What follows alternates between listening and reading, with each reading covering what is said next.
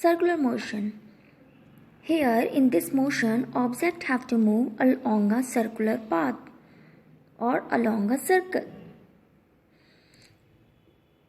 If an object moves along a circle or a circular path, then object is said to be in circular motion.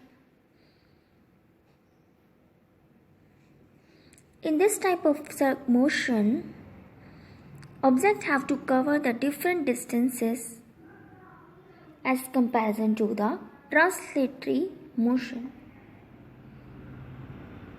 In the previous motion, objects have to cover same distances in same time. But here, objects have to cover different distances. For example, different points on wheel of a cycle, a running fan, hands of clock, wheeling of a stone tied to end of a rope. They all have to cover different distances from center in same time. Further, circular motion is categorized into two categories: revolution and rotatory motion. Revolution: if an object moves around another body along a circular path, then motion of the object is said to be revolution.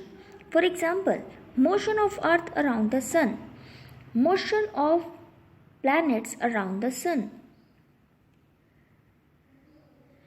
motion of Moon around the Earth. They all are the example of revolution.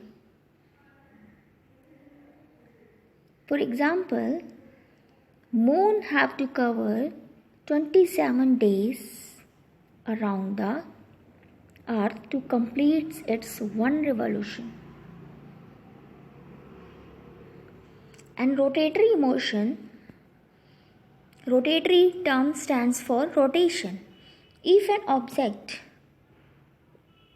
moves along its own axis, then motion is said to be rotatory motion. For example, motion of Earth around its own axis, due to which formation of day and night takes place. Spinning of a top on the tip. Further, oscillatory motion. It is also known as a to and fro motion. If an object moves to and fro from its position of rest, and then object is said to be in oscillatory motion. In another word, if an object moves from its mean position to extreme position, then come back to mean position, then further again to extreme position. It means to say that in oscillatory motion, objects have to move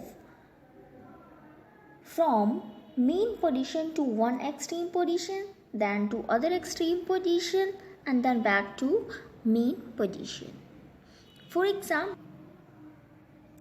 motion of pendulum of a wall clock, motion of swing.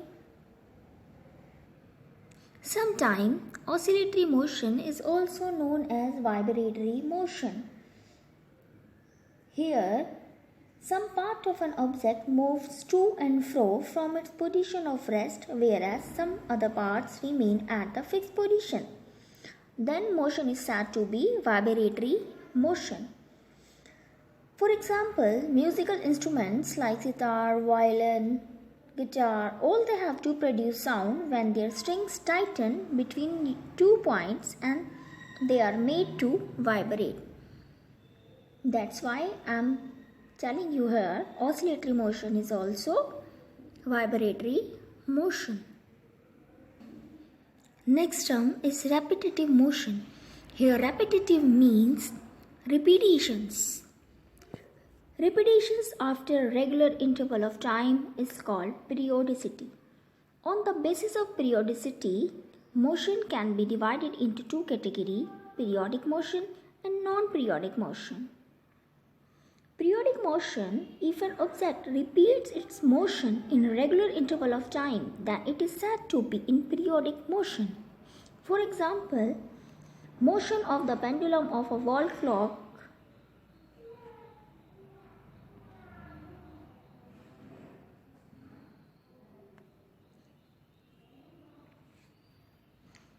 bob of the pendulum oscillates in regular interval of time, that is 2 seconds.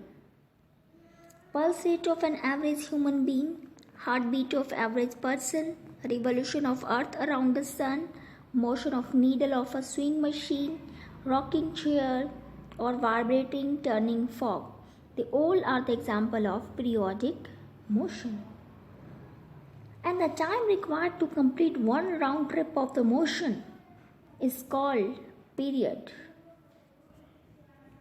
In non-periodic motion, if an object does not repeat its motion in regular interval of time, then it is said to be non-periodic motion.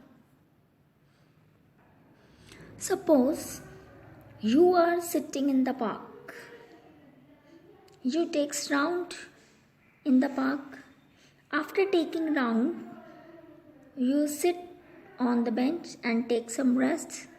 Then take another second round of the park. Then this type of motion is non-periodic motion.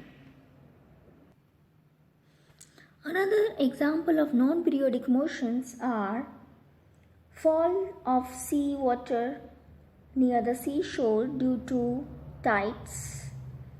Tides do not follow a specific pattern. Whenever you apply brakes, when you are running cycle,